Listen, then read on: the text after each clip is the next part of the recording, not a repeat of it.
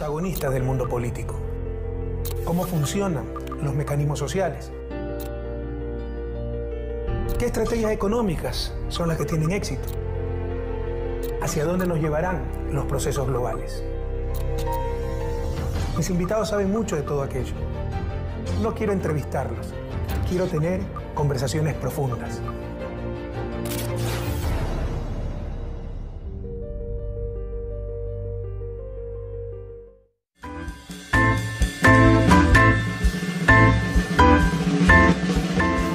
Queridos amigos de RT, bienvenidos a otro programa de Conversando con Correa. Esta vez para tratar un tema de la manera más amplia, informal, objetiva posible. Un tema apasionante, para mí uno de los grandes desafíos de la humanidad. Aquel poder sin contrapoder, me refiero al poder mediático. Las democracias mediatizadas, el estado de opinión versus el estado de derecho, libertad de expresión o libertad de presión. Y para eso tenemos un invitado muy especial, una persona muy calificada para tratar de estos temas, un joven político, dirigente español, me refiero a mi querido amigo Pablo Iglesias, líder del partido político Podemos, doctor en Ciencias Políticas de la Universidad Complutense de Madrid. Bienvenido, querido Pablo, gracias por aceptar la invitación. Muchísimas gracias, Rafael, un honor. ¿Qué opinas de esta frase que muchos me la atribuyen, pero en verdad yo se la escuché a Raúl Castro? La frase dice, desde que se inventó la imprenta, la libertad de prensa no es otra cosa que la voluntad del dueño de la imprenta.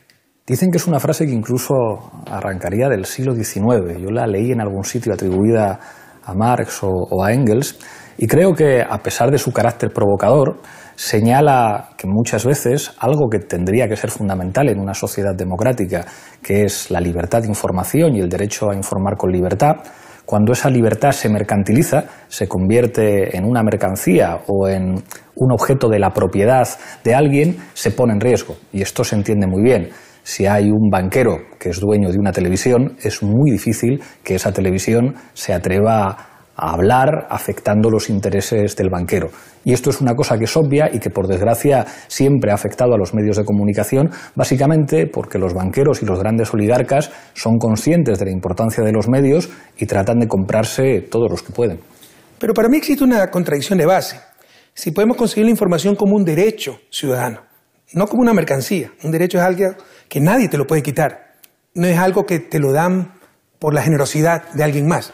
Es algo que nadie te puede quitar y debe llegar de la forma más transparente, rápida, verificada, contrastada, esa información como derecho ciudadano. Existe una contradicción de fondo. Que estén suministrando ese derecho empresas con fines de lucro. El momento en que ese derecho se contradiga con el fin de lucro, por definición, va a prevalecer este último.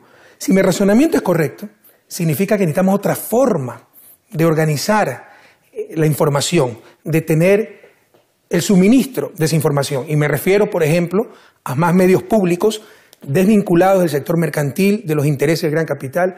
Me refiero a organizaciones de periodistas independientes que creen fundaciones sin fines de lucro para suministrar esa información. ¿Qué piensas al respecto?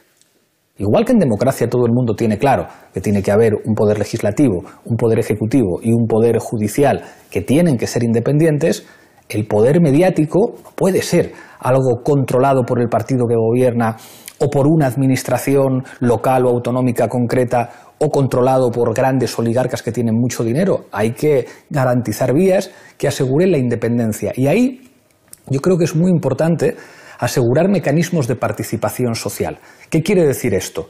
La sociedad civil, en tanto que sociedad civil organizada, los movimientos sociales, también los partidos políticos, pero pensemos en sindicatos, pensemos en organizaciones de trabajadores, en organizaciones gremiales, tienen que poder tener participación en la configuración de esos poderes mediáticos. Esto, por desgracia, suena como una utopía. Sin embargo, debemos ser objetivos. Muchos propietarios de medios de comunicación no buscan el lucro per se, porque tal vez no es el negocio más rentable, buscan poder. Claro. ¿No? Y ahí tenemos otro grave problema, el poder mediático, poder inmenso. El principal periódico de nuestro país, de mi país, Ecuador, tenía antes en su portada la prensa, el cuarto poder, y tenía razón, pero es un poder sin contrapoder. ¿Es esto democrático? Muchas veces en lugares comunes se dice, la prensa libre es fundamental para la democracia. Yo comparto aquello. Una buena prensa es fundamental para la democracia, pero una mala prensa puede ser mortal para esa misma democracia. Nos convierte en democracia mediatizada, donde más importante es lo que dicen los medios de comunicación en sus titulares que lo que votó la gente en las urnas, lo que se propuso como programa de gobierno. Nos reemplazan el Estado de Derecho por el Estado de opinión. Se empieza a juzgar ya no en los tribunales, sino en los titulares. Y eso no es democrático, eso es contradictorio a la democracia y, te insisto, al Estado de Derecho. En una sociedad democrática, todo poder debe tener un contrapoder o la sociedad tiene el derecho y el deber de controlar ese poder, y eso se llama leyes. Pero muchas veces, cuando se establecen y se elaboran leyes de comunicación, también son criticadas. ¿Qué opinas al respecto? Dos elementos. O sea, el primero, hay una cosa que has señalado que es clave, los medios de comunicación y democracia. Nosotros, antes de fundar Podemos, cuando hacíamos una televisión alternativa en un barrio popular de Madrid, ya decíamos, la gente no milita en los partidos políticos, milita en los medios de comunicación. Los medios de comunicación son las principales fuentes que enseñan a pensar, que enseñan a opinar y que incluso configuran las identidades políticas o incluso las identidades nacionales.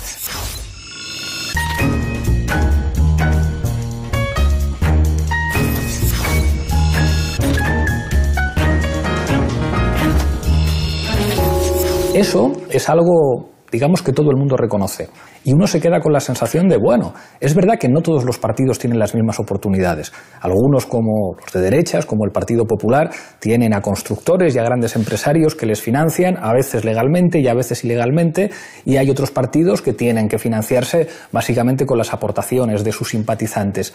Pero en los partidos políticos hay una legislación que permite que, mal que bien, todo el mundo se puede presentar a las elecciones, que incluso en campaña electoral regula, digamos, que todos tienen que tener una mínima participación en los debates, una mínima presencia, y sin embargo, a la hora de asumir ese escenario político y democrático tan importante como es el mediático, al final da la impresión de que solamente quien controla una administración del Estado o quien tiene mucho dinero puede competir en ese escenario.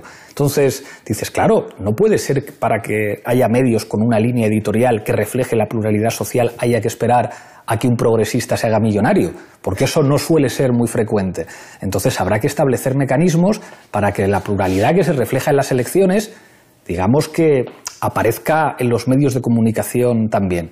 Democracia no es solamente votar cada 4 años. Democracia es tener un sistema público de salud, democracia es tener un sistema público de educación, democracia es en última instancia repartir el poder. Demos y kratos. El poder tiene que estar en los más y el poder no puede ser solamente depositar una papeleta. El poder tiene que ver con lo económico, tiene que ver con los servicios públicos. Y si la información es un servicio público, hay que democratizar también la información. Que un servicio público se supone que es algo fundamental para la convivencia social y debe estar garantizado por el Estado. Pero ¿cuántos problemas tuvimos en Ecuador por definir a la comunicación social como un servicio público? Y no se entiende que toda libertad tiene su límite. De hecho, la libertad ilimitada no existe. Y también existen dobles estándares por doquier, ¿no? Cuando el poder mediático cuestiona el poder político, es libertad de prensa y libertad de expresión. Cuando el poder político cuestiona al poder mediático, es atentado a la libertad de expresión.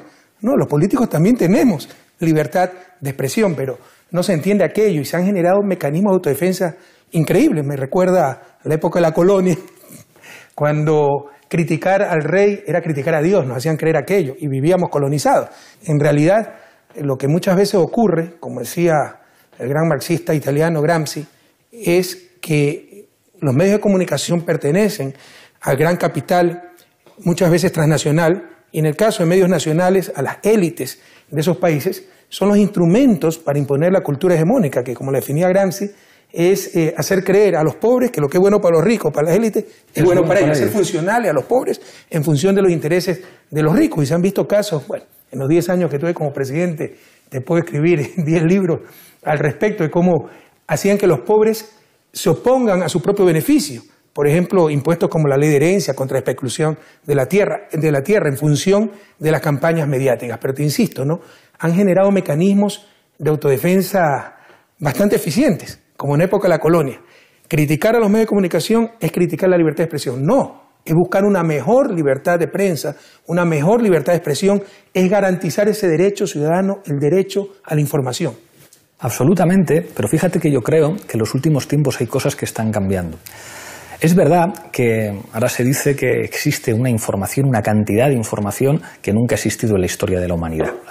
Uno, digamos, que puede acceder a información en cualquier idioma, en cualquier país, y hay una enorme pluralidad de emisores. Es verdad que eso genera también muchísimo ruido y mucha basura. También hay que tener formación cívica y formación intelectual para poder distinguir, digamos, un bulo de una noticia contrastada y rigurosa.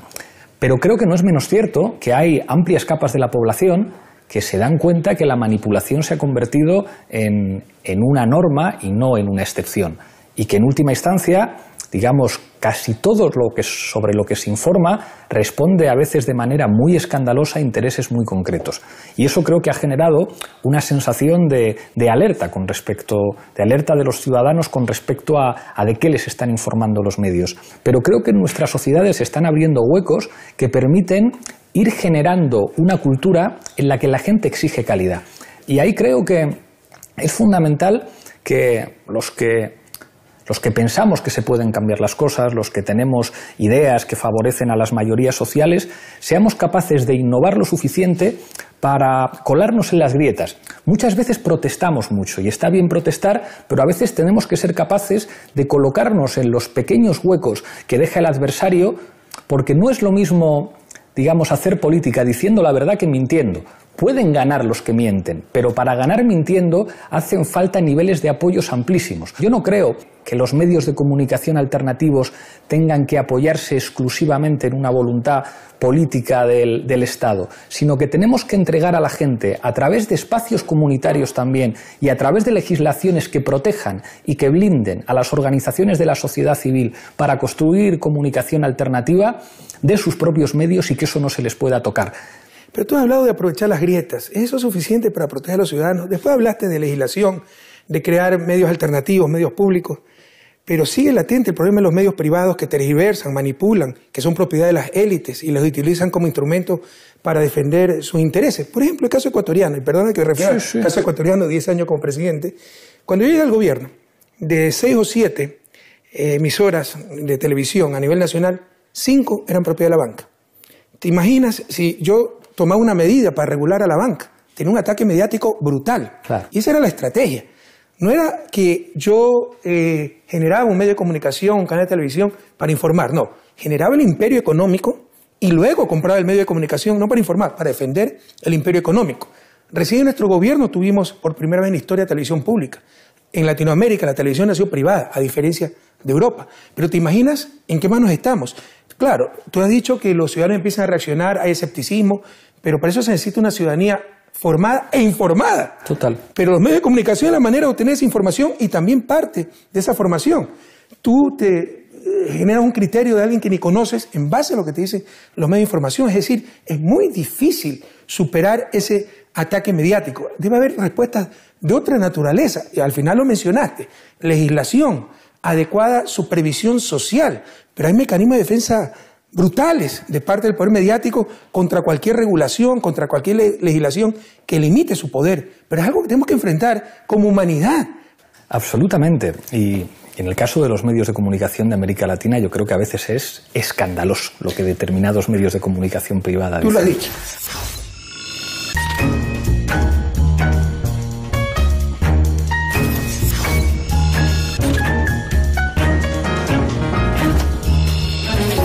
A mí hay algo, sin embargo, en el caso de los medios de comunicación en España que me sorprende y que admiro, y es cuando el adversario es capaz de, digamos, jugar a varias cartas. Yo tengo un medio de comunicación privado, lo divido en dos y tengo mi televisión privada conservadora y mi televisión privada progresista. Y en mi televisión privada progresista incluso abro un espacio pequeño, pero un espacio que existe para que incluso mis adversarios, con las reglas que yo pongo y con los límites que yo establezco, puedan operar en mi medio de comunicación privado progresista. Con lo cual gano un prestigio público incluso frente a los medios de comunicación del Estado. En España los medios de comunicación que controla el Partido Popular son una vergüenza desde el principio hasta el fin. Y los medios de comunicación privado han ganado un enorme prestigio porque la gente de izquierdas que hace comunicación solamente puede estar en ciertos medios de comunicación privados que tienen la inteligencia suficiente para decir: Yo prefiero tener aquí a una serie de figuras fundamentales antes de que se pongan a operar por Internet o que se pongan a trabajar en, digamos, en medios de comunicación de otros países, porque en realidad puedo repartir todas las cartas, porque no es un problema tan grande que un 20% de mi programación sea progresista si el otro 80% de programación que tengo puede asegurar que los marcos de conocimiento, que el sentido común que yo defiendo esté asegurado. Y eso nos coloca a nosotros en una posición, digamos, de enormes dificultades para tratar de combatir a quien, en última instancia, es el único emisor. La gente cuando se levanta por la mañana tiene que poner un programa de radio, tiene que poner un programa de televisión, tiene que leer periódicos, tiene que ver películas o series de ficción que son además las que te explican la historia. La gente no piensa en la Segunda Guerra Mundial porque haya leído libros de historia, sino porque ha visto superproducciones estadounidenses que cuentan que la clave de la Segunda Guerra Mundial fue el desembarco de Normandía y no el frente del Este donde la Unión Soviética se dejó 20 millones de muertos. Entonces, es enormemente difícil e implica, digamos, una sofisticación por nuestra parte que no es sencilla, que implica, digamos, estrategias paralelas, digamos, por una parte aprovechar los huecos, por otra parte crear otro tipo de medios de comunicación, buscar ciertos tipos de alianzas temporales con sectores que pueden resultar imprescindibles. Es probablemente lo más difícil y en lo que históricamente nos han ganado la batalla. Pero más allá, Pablo, de izquierda, derecha, se trata de verdad o no de verdad, calidad de la información. No existe la neutralidad periodística, científica, académica, no existe. Es imposible. Pero tú puedes ser parcializado, yo puedo estar con los pobres, con América Latina, con la izquierda, buscar la justicia social, pero jamás perder la objetividad.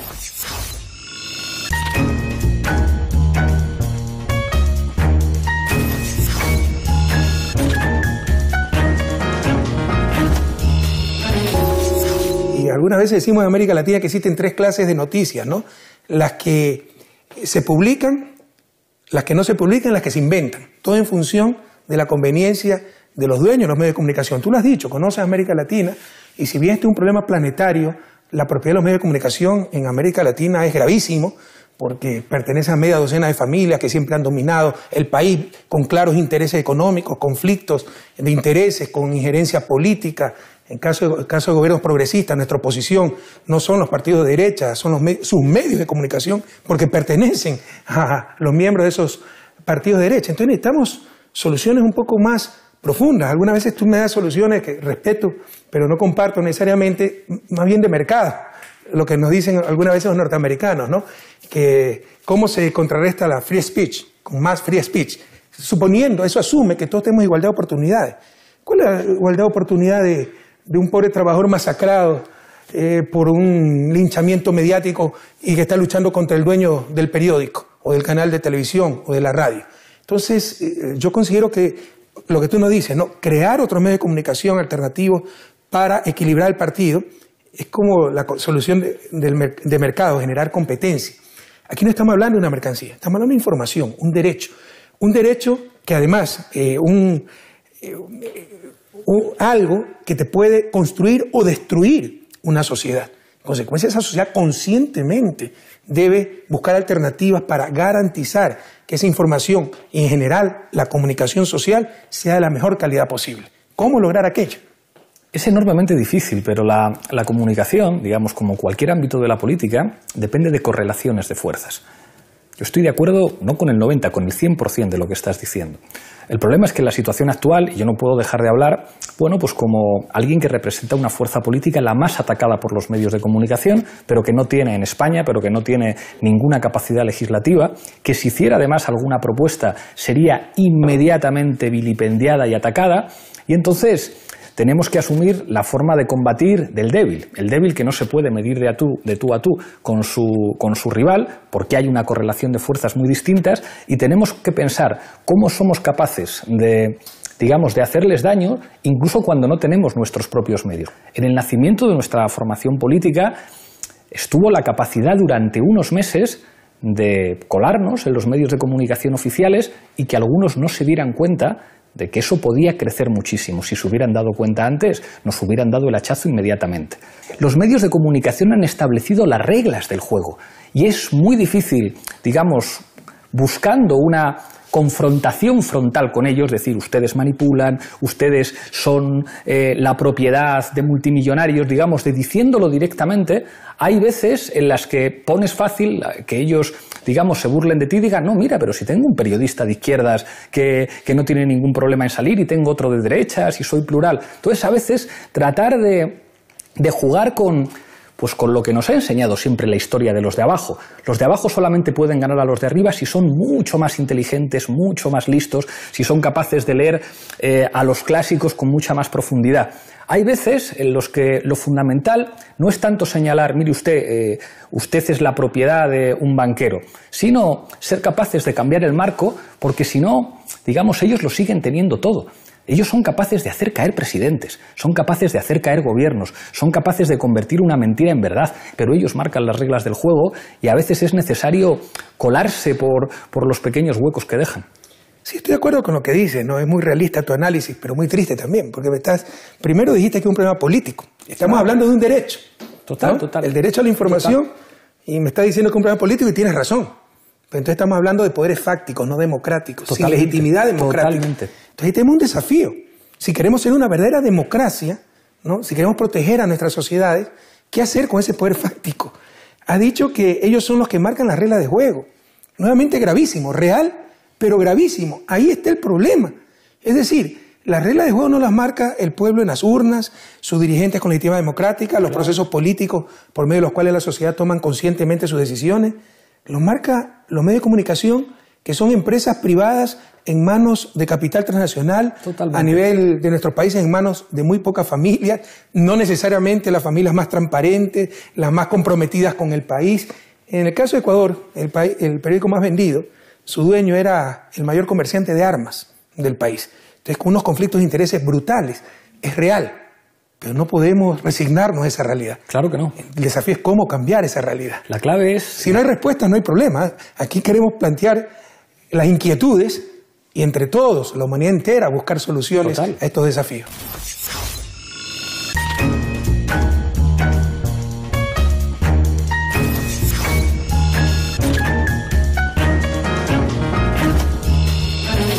Y la clave fundamental es ganarles. Yo creo que cada vez hay más gente que es consciente de esto, que es consciente de que los medios de comunicación, digamos, hay medios de comunicación privados que tienen dueños y que nunca van a poder hablar en contra de sus dueños.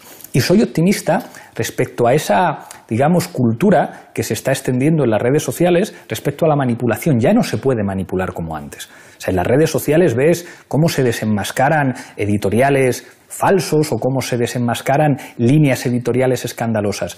Pero tenemos que ser capaces también de cambiar de marco.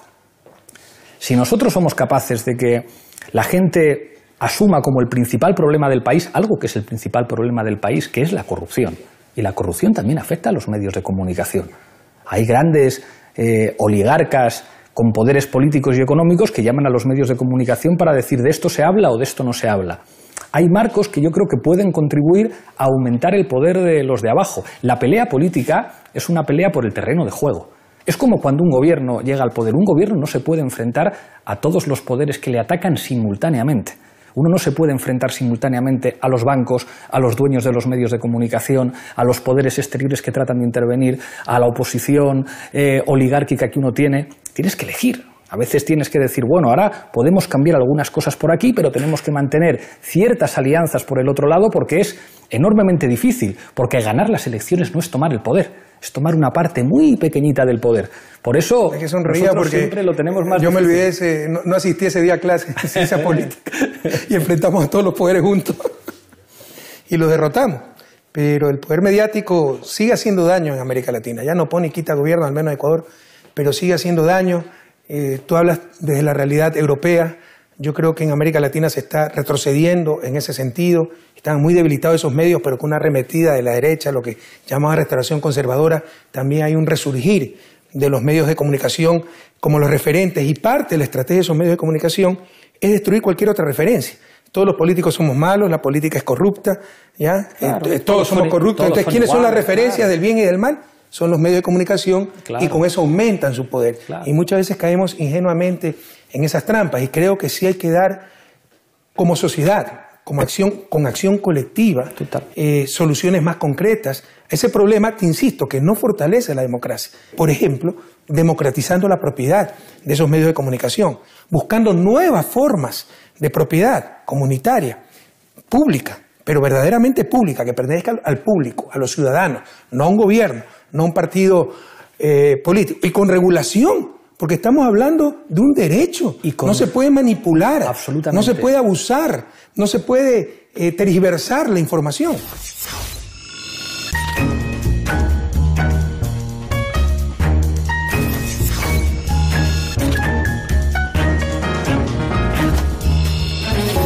Y además, o sea, que eso lo comparto 100%, demostrando mucha más calidad.